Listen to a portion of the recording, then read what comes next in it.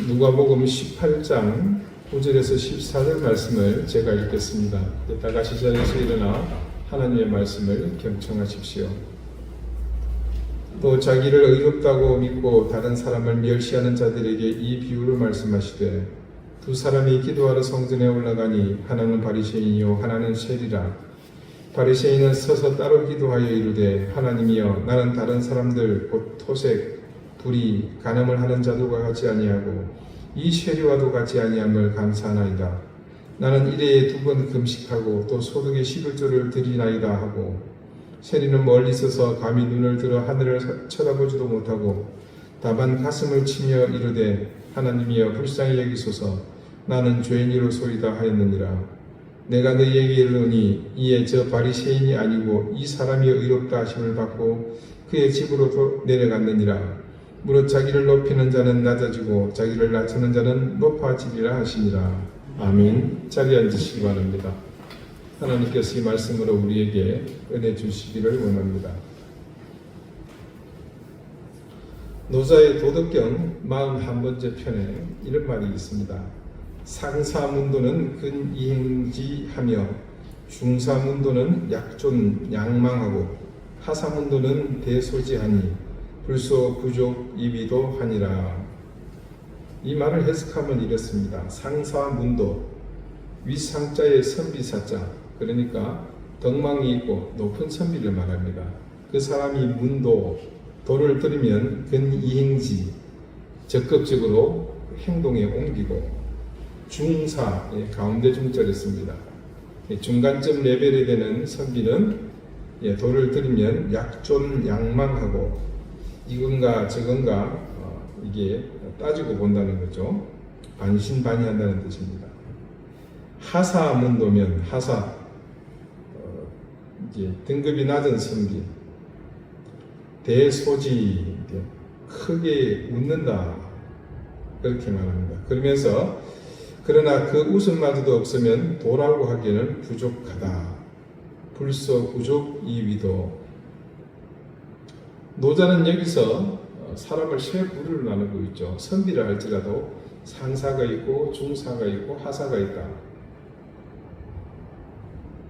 그래서 조금 전 설명드린 것처럼 훌륭한 선비와 어중간한 선비, 또 수준이 낮은 선비는 도를 들었을 때 각각 그 행하는 방법에 대해서 얘기를 했습니다. 오늘날 대다수의 사람은 상사도 아니고 그렇다도 하사도 아닌 약존 양망, 반신반의하는 바로 이 중사라고 할 수 있습니다. 쉬운 말로 표현하면 좀 어중간한 상태라고 할까요? 석가모니가 보리수 아래서 돌을 깨쳤습니다. 돌을 깨친 후에 이 부처님은 고민이 생겼어요. 지금 자기가 깨달은 것을 세상 사람들에게 나가서 가르치고 싶은데 이게 주저가 되는 겁니다. 주저하는 이유가 2가지가 있는데, 첫째는 이 사람들이 진리니 돈이 하는 것에 관심이 없을 것으로 보았기 때문입니다. 우리도 관심 없죠. 지나가는데 도를 아십니까? 그러면 예, 관심 있으면 하지 않잖아요. 대부분 사람들이 먹고 살기 바빠서 그냥 지금까지 내려오는 대로 살면 되지, 골치 아프게 무슨 진리고 또 뭐고 따질 것이 있느냐 할 것이라는 것을 이 부처님은 알고 있었던 거죠. 2번째 이유는요, 비록 사람들이 진리네 뭐니 하는데 관심을 둔다고 하더라도 이 석가모니 자체가 깨달은 진리가 너무나 심오하기 때문에, 신비롭기 때문에 사람들이 도저히 깨닫지 못할 것으로 생각했기 때문입니다. 일반 상식의 수준을 뛰어넘는 것이기 때문에 보편적인 상식을 가진 사람은 이해하지 못할 뿐 아니라 분명히 비웃을 것이다. 그렇게 미리 짐작한 겁니다.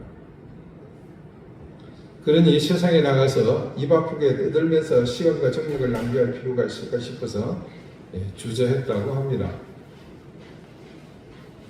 근데 그때 브라만이라는 신이 이 석가모니에게 찾아와서 제발 세상에 나가서 불쌍한 사람들에게 이 진리를 좀 전해달라고 부탁을 하더랍니다.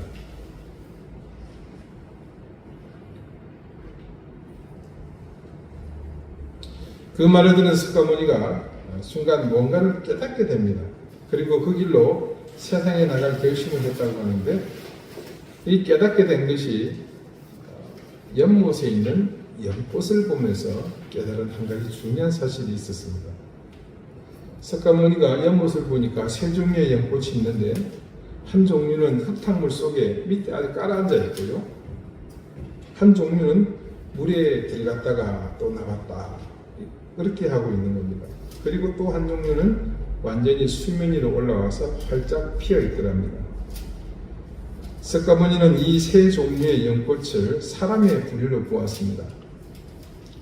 물 아래 잠긴 꽃이나 물 밖에 나와 있는 꽃은 내 도움이 필요 없는 사람이다.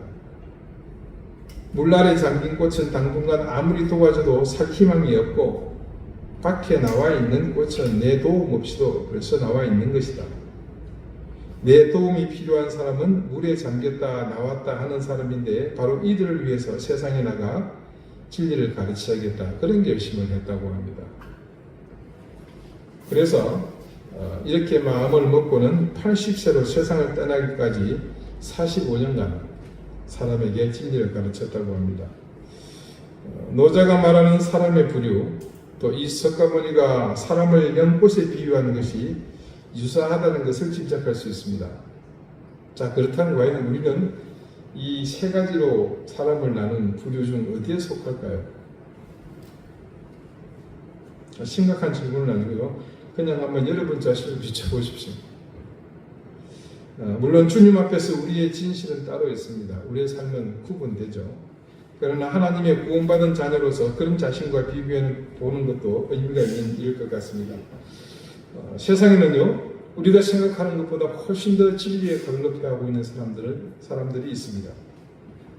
석가모니의 가르침처럼 흙탕물 위에 떠서 어떤 때는 물에 잠기지만 그래도 물 위에 오르기를 원하는 연꽃, 노자의 표현대로 도에 대해서 들으면 이런가 저런가 반신반의 약좀 양망하는 중간치 사람이 생각보다 많습니다.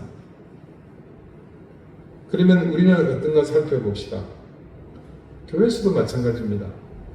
대다수 그리스도인은 하나님의 말씀을 들었고 이미 오랜 신앙생활을 통해서 수도 없이 많은 교리와 원칙 그리고 말씀의 가르침에 익숙합니다. 하지만 정작 개개인의 삶은 그 현장에서 자기 내면에 있는 그 진리를 100% 모두 다 삶에서 수긍하면서 살지는 않더라는 겁니다. 교회라는 공동체, 또 신앙생활을 하는 사람들이 모여 있을 때는 매뉴얼에 따라 훈련된 능숙한 모습을 보이는 성숙한 그리스도인 같지만, 상사 같지만, 흙탕물 위에 떠있는 연꽃 같지만 각자가 흩어져 사는 삶의 현장에서의 모습은 그와 같지 못합니다. 석가모니의 비유나 노자의 가르침과는 같을 수 없지만 우리에게도 그들처럼 약존 양망하거나 흙탕물에 잠기기도 하고 물 위에 떠오르기도 하면서 사는 그런 신앙인이 있다는 겁니다. 오늘 본문 말씀을 봅시다. 예수님은 스스로 옳다고 믿는 사람들에게, 본문의 시작이 그렇죠? 스스로 의롭다고 믿는 사람들에게 기도하는 바리새인과 세리의 이야기를 비유로 들려주십니다. 두 사람이 기도하러 성전에 올라갔습니다. 아는 대로 한 사람은 바리새인이고 한 사람은 세리입니다. 말씀에는 두 사람의 모습이 아주 대조적으로 비교되어 나타납니다. 예수님의 공생애 동안에 늘 예수님께는 질타의 대상이 되었던 바리새파 사람들, 오늘 기도하러 올라온 사람은 예수님의 질타를 한 몸에 받을 수밖에 없는 전형적인 부정적 의미의 바리새인입니다. 그러나 그는 세상 사람들에게는 종교적 본이 되는 경건한 사람이었습니다. 여러분, 이렇게 생각하시면 돼요.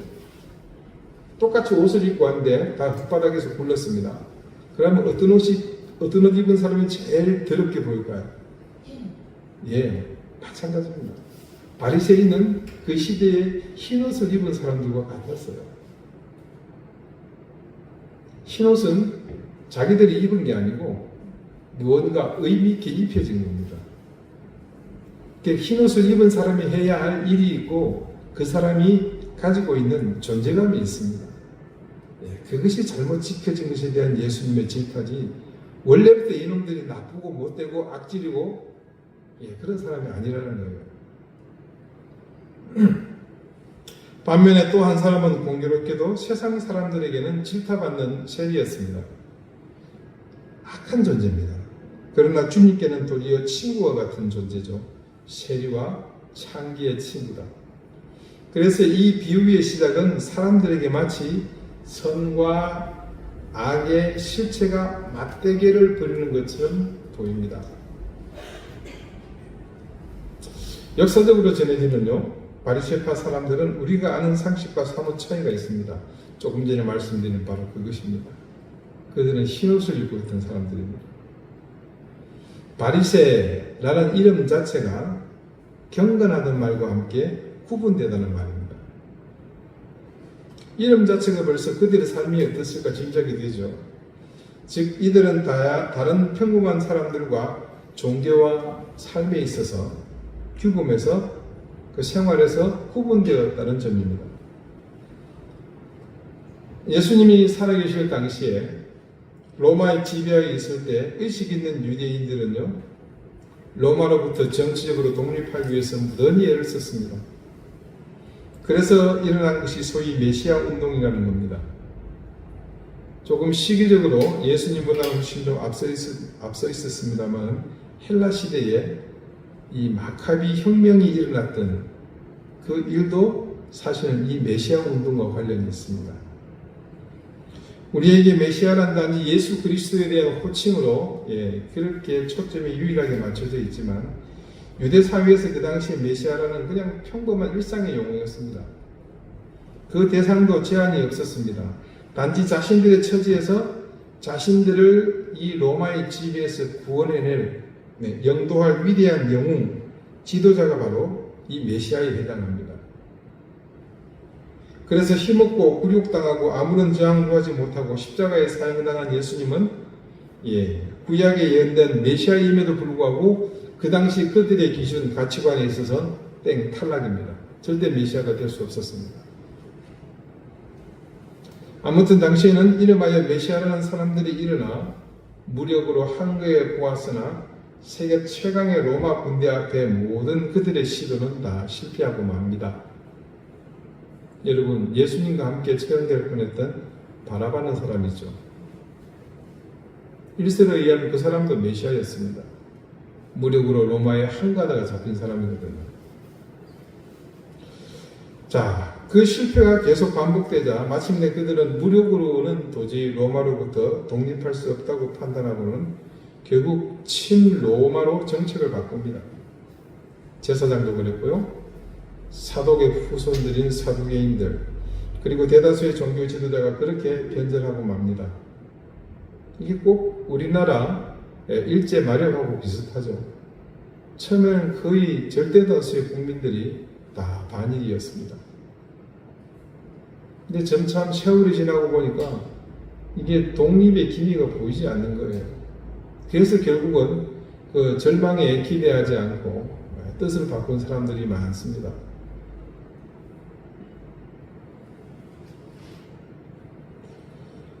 그럴 때에 그런 시대의 흐름에 편성하지 않고 새로운 길을 택한 부류가 바로 이 바리새인들입니다.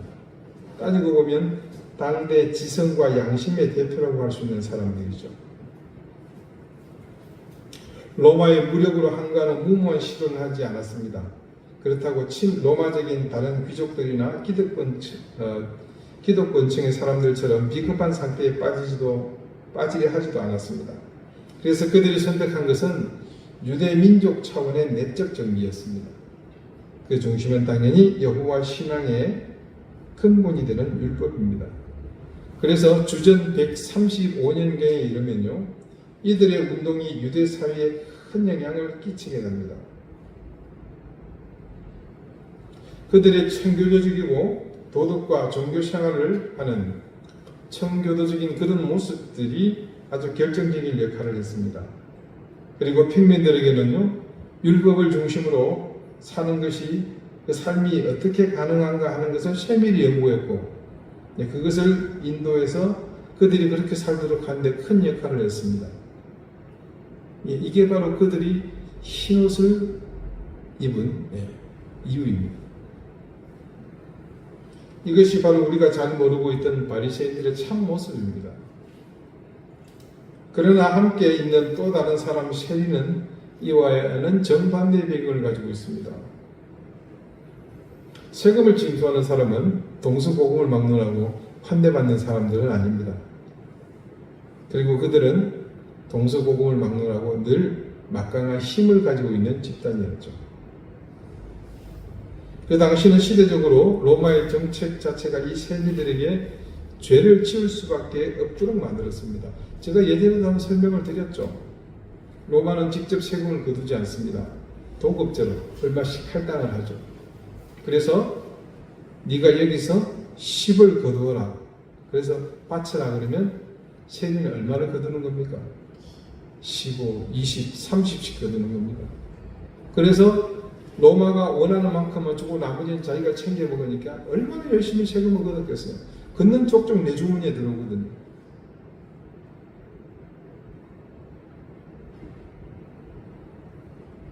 우리가 아는 대표적인 여리고의 세리장 삭개오가 주님께 회개하면서 했던 말이 있습니다.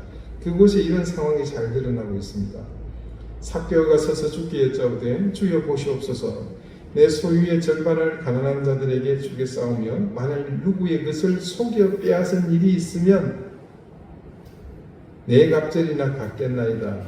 자, 뒷부분의 고백에 그런 사실이 드러나고 있죠. 그런 의미에서 오늘 이 본문의 등장인물은요, 그 시대 속에서 이해하자면 당시 삶에 있어서 가장 경건한 자와 가장 더럽고 추한 사람의 대비라고 보셔도 무방한 컨셉입니다. 주님은 오늘 이 두 사람을 전면에 등장시키면서 단순히 그들의 겸손과 교만한 태도가 아닌 좀 더 깊은 문제를, 또 다른 문제를 다루고 계십니다. 바리새인의 기도를 천천히 봅시다.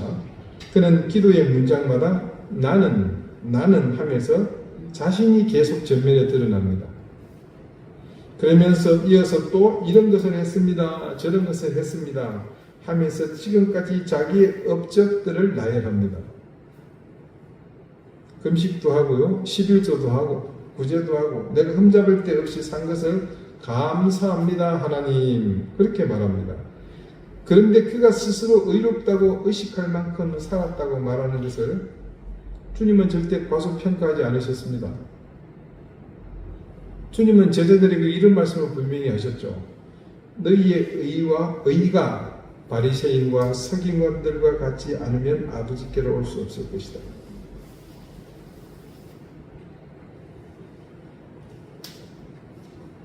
지금 이 바리새인의 잘못은요, 그렇게 살았다는 것이 나쁜 것이 아니라 자기의 공로를 자명적으로 인정해 줄 것이라는 전제하에서 하나님께 기도했다는 겁니다.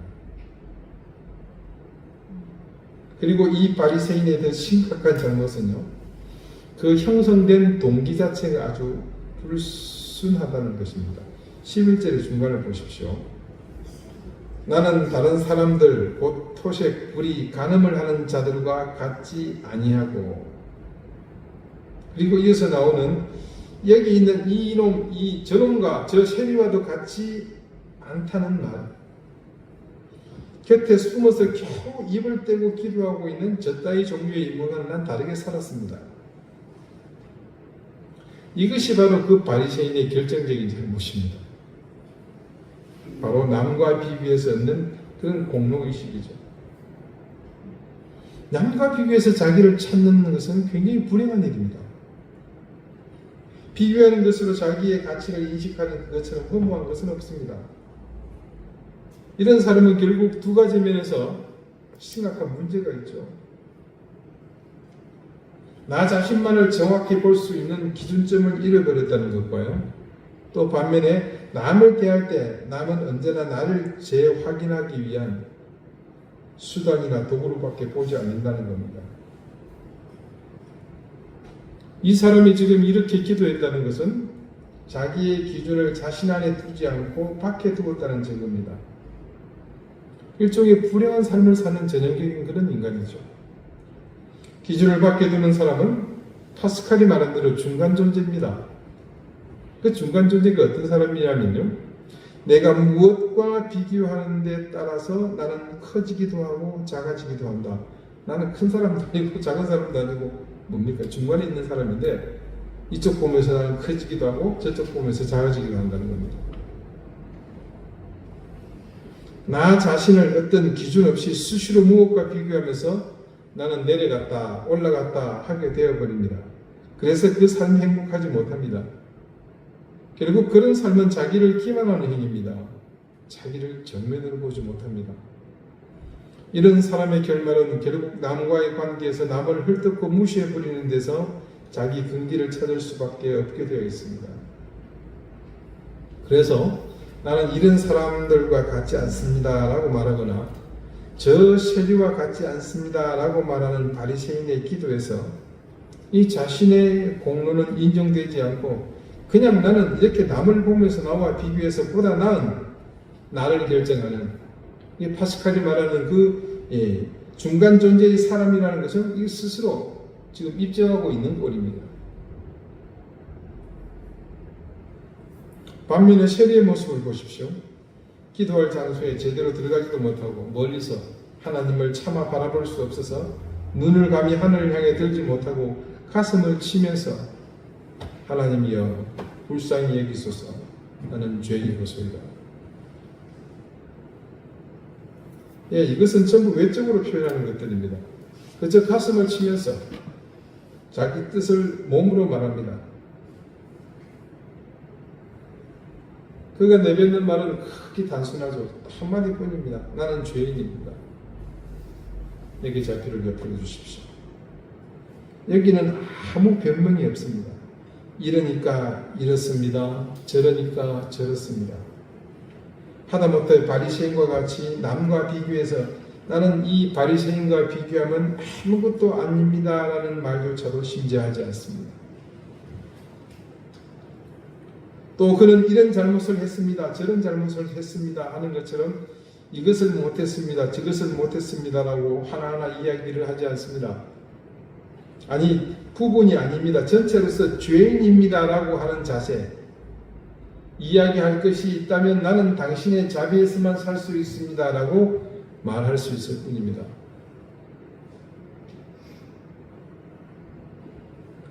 바리새인과 비교해서 세리의 입장을 본다면 그는 참다운 자기에 선 사람입니다.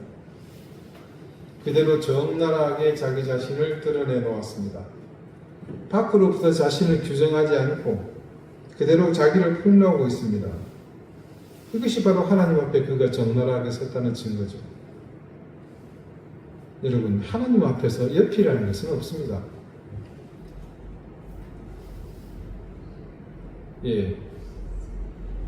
그저께 집사람과도 그런 얘기를 했습니다만 당신의 하나님이 있고 나의 하나님이 따로 있는 겁니다. 하나님께서 나를 만나시는데 내가 네게 은혜를 줄 텐데 네 마누라한테 이만큼 줬으니까 너는 이만큼 더 줄게. 하나님은 그런 분이 아니에요. 하나님과 우리는 그저 직선의 관계일 뿐입니다. 평행선이 없습니다.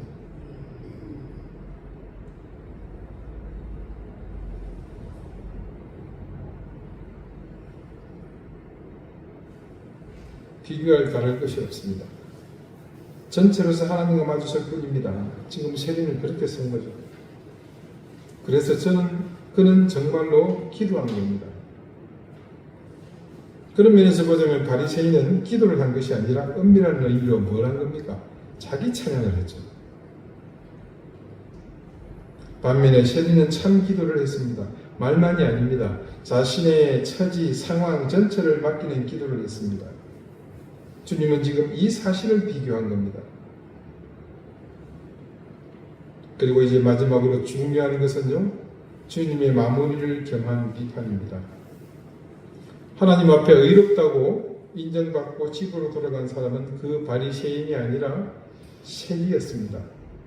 이게 도대체 무슨 판결인가?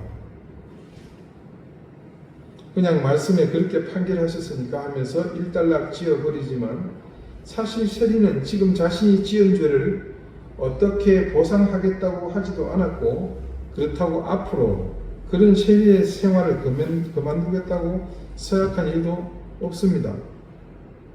자, 이걸 어떻게 볼 수 있냐면요, 여러분, 세상의 법정에서 보자면요, 지금 유죄 판결을 받을 사람은 세리이고 무죄 판결을 받을 사람은 바리새인입니다.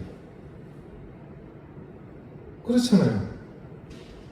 객관적으로 드러난 모든 행위를 비교해 보면 바리새인에게 훨씬 많은 의로운 일들이 있습니다. 그런데 주님은 그렇게 판단하지 않으셨다는 거죠. 세리가 어떤 회개나 다른 액션을 취하지 않았음에도 그가 의롭다고 인정받고 돌아간 이유가 뭘까? 어떻게 그를 의롭다 판정하시고 자유하도록 집으로 돌려보낼 수 있었던 것일까요? 그것도 아니라면 신앙적으로 조금 더 의롭게 되거나 경건해지기라도 한 것일까요? 그런데 그조차도 말씀에는 기록되어 있지 않습니다. 그런 그가 인정받고 집으로 돌아갔다는 것은 자신의 어떤 행위로는 아무것도 할 수 없었고 단지 아무런 조건 없이 하나님으로부터 자유를 얻은 것이라고 밖에는 볼 수 없습니다. 끝으로 이 본문에서 주의해 볼 것이 있습니다. 이 본문의 맨 처음 구절을 다 같이 보겠습니다. 또 자기를 의롭다고 믿고 다른 사람을 멸시하는 자들에게 이 비유로 말씀하시되, 자, 이 비유의 말씀을 하시고자 하시는 대상이 한정되어 있다는 것을 알 수 있죠. 그 한정하고 있는 대상은 바로 자기만 옳은 줄 알고 남을 비판하는 자들입니다. 결국 오늘 이야기의 주인공 중에 한 사람이 바리새적인 삶을 사는 사람들입니다. 내가 옳다고 하는 그것만을 유일의 것으로 알고 남을 멸시하는 사람. 오늘 이것이 예수님이 비판하시는 대상입니다. 그런 생각은 소위 잘 믿는다, 경건하다라고 하면서 열심히 기도한다는 우리들 스스로에게 거의 다 배어있는 생각들입니다. 오늘 예수님의 말씀은 그런 사고로 살고 있는 우리에게 전혀 다른 새로운 지평을 열어주십니다. 그것은 저런 것들은 애당초 싹수가 노랗다, 기대할 여지가 전혀 없다 하는 바로 그런 동네, 그런 계층, 그런 부류의 사람들 속에 오히려 우리와 같은 교회적인 인간보다는 하나님께 의롭다 인정받을 만한 사람이 많다는 사실을 말씀해주고 있다는 겁니다. 우리가 미리부터요, 바깥으로 이게 담을 쌓고는 여기는 찾을 여지가 없다고 판정해 버리지만 주님께서는 말씀하십니다. 그렇지 않다. 너희들이 생각하는 밖에 오히려 하나님께 의로움을 인정받는 사람들이 있다. 그렇게 지금 이 비유로 우리에게 말씀하고 계신 겁니다. 진리와 의, 구원이라는 가장 큰 주제의 중심은 당연히 하나님이십니다. 오늘 세리와 바리새인의 궁극적이고 근본적인 차이는 바로 그들의 마음에 하나님이 계시느냐 계시지 않느냐의 문제입니다. 여러분, 구원이라는 사건이 우리에게서 어떻게 일어났습니까? 그것이 우리의 행위 때문에 이루어지는 것이 아니라 전적인 은혜의 결과임을 우리가 알고 있기에 더더욱 바리새인의 행위 중심적 자기 자랑은 분명 하나님께 의롭다고 여김받지 못할 것임을 우리는 깨닫습니다. 노자의 가르침대로 우리가 주의 말씀 앞에 우리의 삶이 근이행지, 즉각적으로 의욕을 갖고 행하지 못하고 약존 양망, 이건가 저건가 반신반의하는 것은 우리에게서 하나님이 머물러 계시지 않은 이유일 것입니다.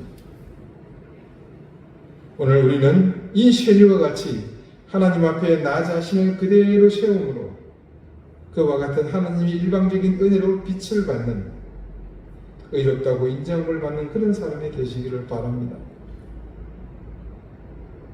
하나님께 칭찬받는 의롭다 인정받는 그 길, 그것은 나 자신을 바라보고 내 속에서 은혜로 역사하시는 그 하나님을 발견하고 그분을 인정하고 그 앞에 내 자신을 온전히 맡기는 겁니다. 바로 그 깨달음을 통해서 여러분, 비록 죄인의 삶이지만 우리를 의롭다고 인정하시는 그 하나님 은혜의 손길에 붙잡혀 사시는 그런 인생이 되시기를 바랍니다. 기도드리시겠습니다. 하나님 감사합니다.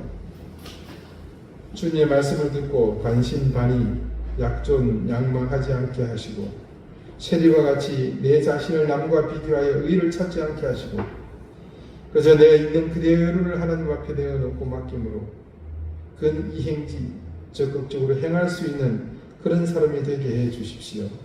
예수 그리스도 이름으로 기도드립니다. 아멘.